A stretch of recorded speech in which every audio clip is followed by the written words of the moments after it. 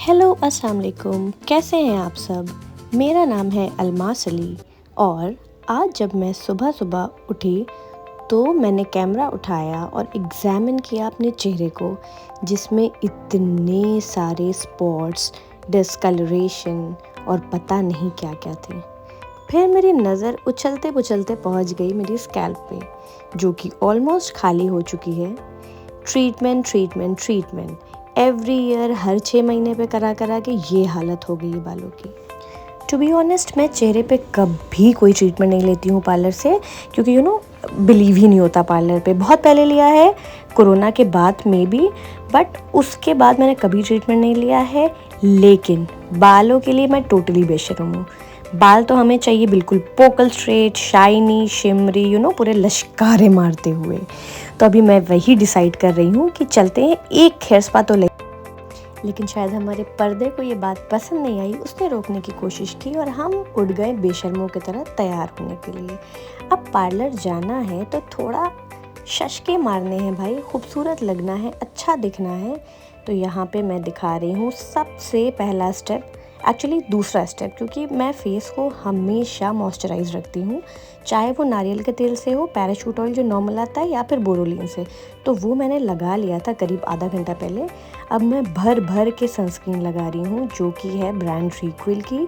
और हाँ, ये स्पॉन्सर्ड वीडियो नहीं है। बचे हुए स्किन को बचाने का एकमात्र सहारा सनस्क्रीन को समझते हुए थोप थोप के सनस्क्रीन लगा रही हूँ। और हाँ, एक छोटी सी फ्री की टिप है कि पूरे फेस को कवर करते हुए नेक को भी कवर करेंगे विद द सनस्क्रीन, ताकि हम शादियों वाली आंटी ना दिखें जिनकी गर्दन काली होती है और चेहरा सफ़ेद फाउंडेशन से। सनस्क्रीन को हम 5 मिनट का रेस्ट देंगे ताकि ये चेहरे पे अच्छे से एब्जॉर्ब हो जाए। और जब तक हमारी सनस्क्रीन या यूँ कहें जीवन रक्षक कवर एब्जॉर्ब हो रहा है, हम अपने लिप्स को भी मॉइस्चराइज कर लेंगे with this Boroline. All time my favourite. हमेशा इसको रात में लगा के सोती हूँ, कहीं जाने से पहले लगाती हूँ, कहीं से आके लगाती हूँ। तो 5 मिनट के लिए रेस्ट देने के बाद हमारा चेहरा कुछ ऐसा दिख रहा है। अब बची हुई सनस्क्रीन को हम वापस से एब्जॉर्ब कराएंगे स्किन में। आहा, आंखें तो देखिए जैसे लेंसेज पहन रखा हो। सॉरी, तारीफ नहीं करना था खुद की। कमिंग टू द पॉइंट, हम एडजस्ट करेंगे अपनी सनस्क्रीन को। उसके बाद हम अपना नेक्स्ट स्टेप करेंगे, ये जो छोटे छोटे या कहीं मोटे मोटे डार्क सर्कल्स हैं उनको छुपाएंगे with this LA girl pro concealer, orange corrector actually. पहले हम इसको लगाएंगे सो दैट हम न्यूट्रलाइज कर सके अपने डार्क सर्कल को। बहुत ज़्यादा निकल आया था। अब इसे हमें क्या करना है, डायरेक्टली नहीं लगाना है वरना बहुत ज़्यादा आ जाएगा। ये बहुत पिगमेंटेड होता है, बिल्कुल नहीं छूटता। इसे दोनों उंगलियों के बीच में रब करेंगे। और मैं कोई मेकअप आर्टिस्ट नहीं हूँ, तो बिल्कुल जज करने की ज़रूरत नहीं है मेरे मेकअप स्किल्स को। हल्का हल्का टैप करते हुए फर्स्ट फिंगर से मैंने अपने लगा लिया है। और सबसे बड़ी बेवकूफ़ी आज की मैंने की है थंब यूज़ करके, जिसकी वजह से मेरा 5 मिनट वेस्ट हो गया। और यहाँ पे अपने आप को मैं अंदर ही अंदर ऑल इज़ वेल बोलने की कोशिश कर रही हूँ कि सब ठीक है और सब हो जाएगा, क्योंकि मैंने ऑलरेडी कॉल लगा दी थी लाला को और वो ऑन द वे थी। जो बच्चा मोबाइल चलाएगा उसको ये भूतनी पकड़ लेगी। हाँ भाई, तो ऑलमोस्ट 35 रुपए के कलर करेक्टर को हम बर्बाद करने जा रहे हैं टिश्यू से वाइप करके, ताकि हम आगे का मेकअप कंटिन्यू कर सकें और ये जो बची हुई भसूड़ी है इसको किसी तरह से साफ़ कर सकें। और जहाँ पे भी एक्स्ट्रा कलर करेक्टर लग गया है उसको टिश्यू पेपर की हेल्प से डैप कर करके हमें साफ़ कर लेना है, ताकि थोड़ी देर के बाद हम मुल्तानी मिट्टी की गुड़िया ना दिखें। ओके, तो कलर करेक्टर के बाद मैं ये एक यूज़ करती हूँ, इसे हम बेस कहते हैं। ये है डर्मा का D3 as you can see in the video. ठीक है, मैं फाउंडेशन ना लगा के इस बेस को यूज़ करती हूँ, चाहे मैं शादी में जा रही हूँ या फिर कहीं डेली बेसिस पे। बहुत लाइट वेट होता है, बिल्कुल केकी नहीं लगता और मुझे बिल्कुल स्लाइट सा इफ़ेक्ट चाहिए होता है BB क्रीम का। तो मैं बस इसको डैप कर करके लगा लेती हूँ। सबसे पहले हम अपने अंडर आई एरिया को कवर करेंगे, क्योंकि वहाँ पर हमने करेक्टर लगा रखा है। और हाँ, आज मैं कोई भी स्पॉन्ज या ब्यूटी ब्लेंडर नहीं यूज़ करने वाली हूँ, सिर्फ अपने हाथों की हेल्प से ही पूरी बेस लगाने की क्रिया संपन्न होगी। हमें अपनी गर्दन को बिल्कुल इग्नोर नहीं करना है और उसे उतनी इम्पोर्टेंस देते हुए गर्दन और फेस को मर्ज कर लेंगे हल्के हल्के हाथों से टैप करते हुए। यहाँ पे मेरा बेस कंप्लीट हो गया था with the help of my hands. अब हमारे पास 2 ऑप्शन है, ये है मेरे पास के ब्यूटी का ट्रांसलूसेंट पाउडर, जिसको हम इस्तेमाल बिल्कुल नहीं करेंगे क्योंकि ये बहुत महंगा है और हम ठहरे जुगाड़ू लोग, तो हम इस्तेमाल करेंगे यहाँ पे पॉन्ड्स का ये पर्पल वाला पाउडर, जो कि सेम तो वर्क नहीं करता है लेकिन काम चलाऊ है। ठीक है, इसको आप डेली बेसिस पे यूज़ कर सकते हो विद दिस ड्राई स्पॉन्ज, ताकि अच्छे से सेट होके हमारा पाउडर हमारे बेस को हमारे चेहरे से चिपका दे, जैसे छिपकली दीवार से चिपकती है। ठीक है, अब ढेर सारा पाउडर हम बहुत ज़्यादा लेके अपने चेहरे पे लगाएंगे विद द हेल्प ऑफ ये सूखा वाला स्पॉन्ज। वैसे तो मैंने ऐसा कोई भी मेकअप यूज़ नहीं किया है जो बहुत ही फैंसी हो, लेकिन स्टिल अगर आपको किसी भी मेकअप प्रोडक्ट का लिंक चाहिए तो जस्ट कमेंट बिलो और मैं आपको लिंक शेयर कर दूँगी ताकि आप आराम से ले सकें। जल्दबाजी देखिए इस औरत की, रहा नहीं जा रहा है बिल्कुल कि स्पॉन्ज से कर ले और हाथ से फटाफट कंप्लीट करते हुए मेकअप, ताकि लाला से गाली ना खानी पड़े। 1 मिनट का रेस्ट देंगे और 1 मिनट में मैं आई ये स्प्रे लेकर। ये है हमारा स्विस ब्यूटी का मेकअप स्प्रे, जो कि मैं बहुत ज़्यादा यूज़ करती हूँ क्योंकि मुझे बिल्कुल वो केकी पाउडरी लुक बिल्कुल नहीं पसंद है। इसलिए मैं अपने चेहरे को 4 से 5 स्प्रे का शॉट देती हूँ और थोड़ी देर जैसे कि 5 मिनट वेट करती हूँ ताकि चेहरे में सारा मेकअप एब्जॉर्ब होके इंडल्ज हो जाए। ओके, तो जब तक हमारी चेहरे की पुट्टी सूख रही है तब तक हम अपनी ये छोटी मोटी एक्सेसरीज़ को ऑन कर लेंगे। यहाँ पर मैं अपनी सिल्वर वॉच को पेयर कर रही हूँ अपनी इस शर्ट के साथ, और ये गोल्ड के स्टड्स पहनने वाली हूँ इसके साथ। और बिल्कुल भी जज मत करना कि ये मैच नहीं कर रहा है, क्योंकि ये मेरी मोस्ट फेवरेट ईयरिंग्स है। ऑलवेज गुड टू गो, जब कुछ नहीं समझ में आता तो मैं ये गोल्ड स्टड्स पहन लेती हूँ और फट से हो जाता है मेरा लुक कंप्लीट। और जिस हिसाब से सोने का भाव बढ़ रहा है दिन ब दिन, मुझे तो लगता है मैं 2026 में 1 लाख की मालिक हो जाऊंगी सिर्फ इन बूंदों की वजह से। ठीक है, तो अब हमारा बेस ऑलमोस्ट सूख गया है। अब हम स्टार्ट करेंगे फिर से वो जुगाड़ू मेकअप, और इस लिपस्टिक के हेल्प से देखेंगे हमारे मेकअप का कौन कौन सा पार्ट हो जाता है।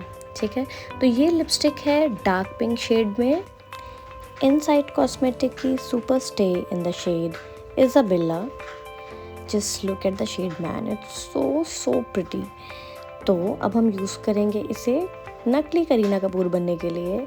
थोड़ा सा नाक पे लगाएंगे, और बहुत ज़्यादा लग गया था। ज़्यादा लगने के बाद परेशान होने की बिल्कुल ज़रूरत नहीं है, क्योंकि कभी भी आप ब्लश लगाओगे ना, वो थोड़ी देर के बाद लाइट हो ही जाता है। और अगर नहीं होगा तो हमारे पास दूसरा जुगाड़ है। या शाम गुलाबी सहर गुलाबी, never mind my singing skills. तो अब हम अपनी नाकों के रंग को अपने गाल के रंग से मिलाएंगे, साथ ही साथ अपनी चिन को भी रंगेंगे थोड़ा सा, ताकि वो बहुत ज़्यादा नेचुरल लगे सनलाइट में बाहर। और बचा हुआ कलर हम अपनी आंखों के ऊपर लगा लेंगे ऐसे। ठीक है, अब उसके बाद हमें क्या करना है, जो हमने बोरोलिन लगा रखी थी उस चैप्ड लिप को, हमें बोरोलिन लगे हुए लिप्स को टिश्यू पेपर से वाइप करना है, ताकि वो जो ऊपर की लेयर है वो निकल जाए और हम जो भी लिपस्टिक लगाएंगे वो लेयरी ना बने। ठीक है, चैप्ड ना दिखे लिप्स। बहुत लाइट वे में हम लगाएंगे। मैं पहले थोड़ा सा आउटलाइन करती हूँ, चाहे वो लिपस्टिक हो चाहे वो लिप लाइनर हो, उसकी हेल्प से, और बाकी अंदर मैं बाद में फिल करती हूँ, ताकि लिपस्टिक थोड़ी सी नीट और थोड़ी सी नेचुरल लगे। ठीक है, बहुत ज़्यादा भर के नहीं लगाना है, गर्ली दिखना है, इन शॉर्ट जरीनाबाजी नहीं लगना है। ठीक है, तो यहाँ लिपस्टिक से मेरा लुक ऑलमोस्ट कंप्लीट हो गया है। तो अब watch checked, earrings checked, makeup checked. अब मैं 2 मिनट का टाइम लूँगी, उसके बाद आपको अपना फाइनल लुक दिखाऊँ। मेरे तैयार होते होते लाला भी आ गई और अचानक दरवाज़ा नॉक करने की आवाज़ आई और मुझे दिखी उसकी धन्नो। फिर मैं और लाला निकल गए उसके धन्नो पे बैठ के, क्योंकि हमें बहुत देर हो रही थी। और मेरा घर से निकलने के बाद जो गाली खाने का सिलसिला शुरू हुआ, तो वो ख़त्म हुआ है इस लिफ्ट में आने के बाद, जब हम लोग ने खुद को देखा कि हम लोग बहुत ही ज़्यादा पनीर लग रहे थे। क्योंकि पता नहीं कुछ तो बात थी यहाँ के मिरर्स में। आप अगर देखेंगे नाक, ये देखिए, कभी छोटी कभी बड़ी, कभी चेहरा मोटा, कभी टमी निकला हुआ। इन शॉर्ट ये मिरर हमको बहुत कॉन्शियस कर रहा था, और लाला ऐसे झांक रही थी जैसे कोई बच्चा खड़ा हो मेरे बाजू में। जाते ही लकीली मुझे एक सीट मिल गई, तो मैं जल्दी से बैठ गई अपनी हेयर स्पा कराने के लिए, जबकि लाला मुझे कवर कर रही थी, क्योंकि उसके लिए कोई भी जगह या कोई भी दीदी खाली नहीं थी वहाँ पर। देखो, मुझे ऐसा लगता है कि हेयर स्पा कराने से कोई भी फ़ायदा नहीं होता है, क्योंकि 1 से 2 दिन उसका असर रहता है। उसके बाद आपके बाल बिल्कुल एज़ इट इज़ हो जाते हैं, नॉर्मल जैसे पहले थे। वेवी है तो वेवी हो जाएंगे, कर्ली है तो कर्ली हो जाएंगे। लेकिन जाके जो खुद को पैम्पर करा के जो एक सेटिस्फैक्शन मिलता है, उसके लिए हम बार बार बार बार दौड़ते रहते हैं पार्लर के लिए। मेरा स्टीम सेशन ऑलमोस्ट कंप्लीट ही होने वाला था कि उतने में हमारी मैडम आ गई अपना कैमरा उठा के मुझे इस कंडीशन में शूट करने के लिए, ताकि ये स्नैप्स भेज के मज़े ले सके सबको। इतने में मेरी नज़र पड़ी मेरे सॉक्स पे, जो पता नहीं किस खुमारी में मैं हरे रंग के पहन के चली गई थी। तो अपनी इज्जत को बचाते हुए मैंने पैर को समेटा और पूरा फाइनल टच होने से पहले मुझे बना दिया गया मंजुलिका और मैंने खुद को ही डरा लिया। स्पा होने के बाद मैंने थोड़ी सी ट्रिमिंग कराई ताकि वो 2 मुँहे बाल निकल जाए और मैं ठीक ठाक लगूं। और मैं क्योंकि घर पे आपको अपना लुक नहीं दिखा पाई थी, तो मैं यहाँ पे आपको अपना पूरा लुक दिखा रही हूँ। हेयर ड्रेसर ने मेरे बाल के पार्टीशन को राइट साइड से कर दिया था। यूजुअली मैं साइड पार्टीशन करती हूँ, बट मैं लेफ़्ट साइड से करती हूँ, तो मुझे थोड़ा ऑकवर्ड लग रहा था। अब मैंने इसको अपने से ही जाके लेफ़्ट साइड से पार्टीशन कर लिया और मैं पूरी तरह से सेटिस्फाइड थी हेयर स्पा से, भले ही 2 दिन के लिए सही। सैलून आते वक्त कुत्ते बिल्लियों की तरह लड़ते हुए आए थे और जाते वक्त इस तरह से हंसते खिलखिलाते और एक दूसरे को परेशान करते हुए जा रहे हैं एज़ यूजुअल, मैं और लाला।